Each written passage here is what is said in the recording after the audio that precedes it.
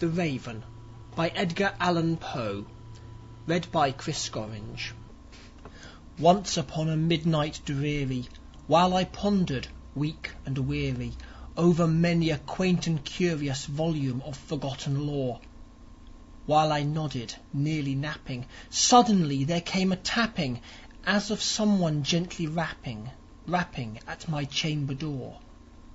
"'Tis some visitor," I muttered, "tapping at my chamber door.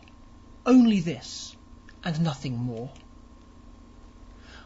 Distinctly I remember, it was in the bleak December, and each separate dying ember wrought its ghost upon the floor.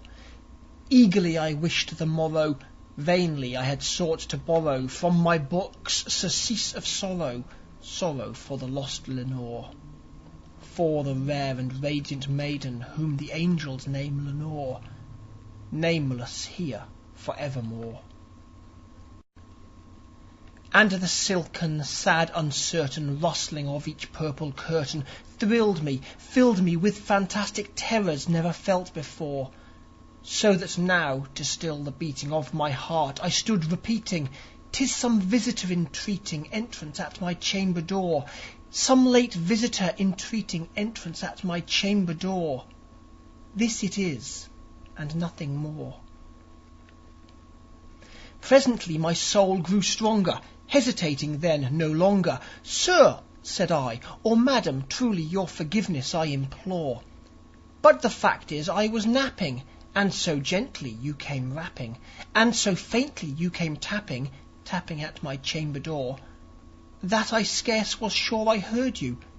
Here I opened wide the door. Darkness there, and nothing more.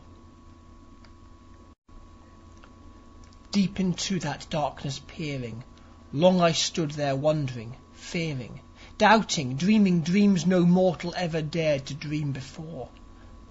But the silence was unbroken, and the stillness gave no token, and the only word there spoken was the whispered word "Lenore." This I whispered, and an echo murmured back the word "Lenore."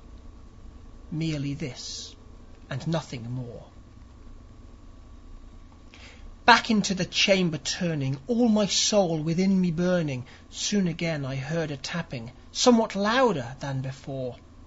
"Surely," said I, "surely that is something at my window lattice. Let me see then what thereat is, and this mystery explore.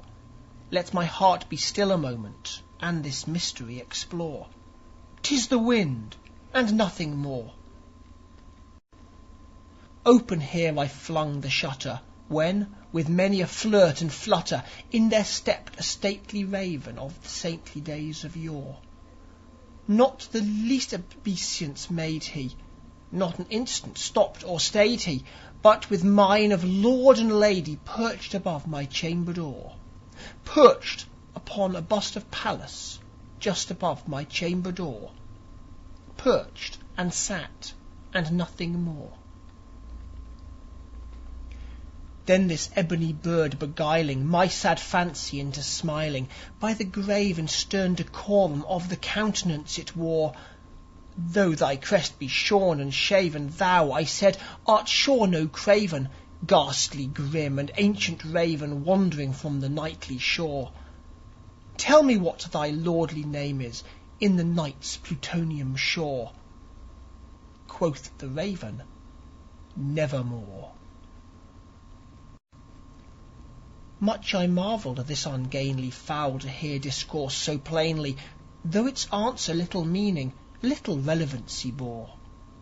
For we cannot help agreeing that no living human being ever yet was blessed with seeing a bird above his chamber door, bird or beast upon the sculptured bust above his chamber door, with such a name as Nevermore.